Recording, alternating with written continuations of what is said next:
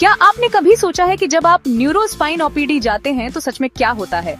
अगर आप अपनी पहली अपॉइंटमेंट के लिए तैयारी कर रहे हैं या बस यह जानने को उत्सुक हैं कि चीजें कैसे काम करती हैं, तो मैं आपको बताता हूं कि क्या उम्मीद करें और आप अपनी विजिट का ज्यादा से ज्यादा फायदा कैसे उठा सकते हैं।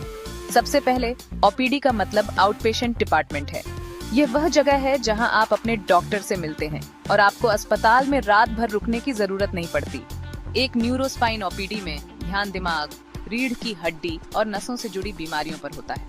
डरावना लगता है ना? लेकिन सच कहूँ तो यह प्रक्रिया जितनी डरावनी लगती है उससे कहीं ज्यादा आसान है। जब आप पहुंचेंगे तो आप रिसेप्शन डेस्क पर चेक इन करेंगे।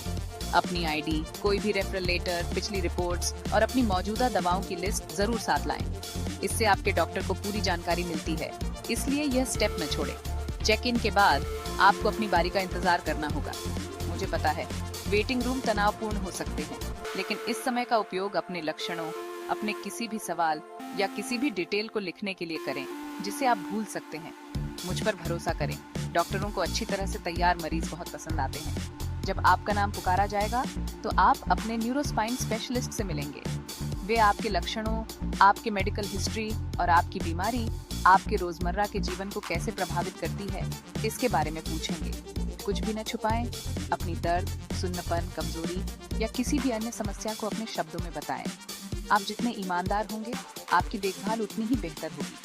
इसके बाद फिजिकल एग्जामिनेशन होता है। आपके डॉक्टर आपके रिफ्लेक्सेस, मांसपेशियों की ताकत, खून ऑर्डिनेशन और शायद आपकी चाल भी जांचेंगे।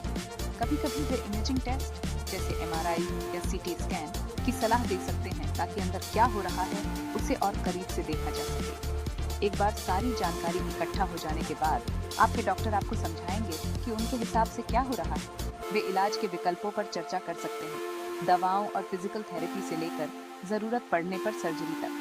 सवाल पूछने या स्पष्टीकरण मांगने से न डरें। याद रखें, ये आपका स्वास्थ्य है, आपकी समझ मायने रखती है।